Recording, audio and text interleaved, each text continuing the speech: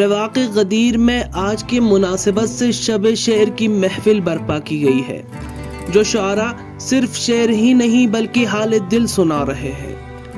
آج غم کا اظہار پوری دنیا میں ہو رہا ہے۔ مولا رضا کے روزے پر ایک غم کی فضا طاری ہوئی ہے۔ اس پروگرام کا عنوان اپنے قائد کے غم میں 7ویں شب وداع ہے۔ اپنے قائد کو تدفین کیے ہوئے 7 دن گزر چکے ہیں۔ روزے کے کونے کونے پر کہیں ماتم، کہیں گریہ وزاری ہو رہی ہے۔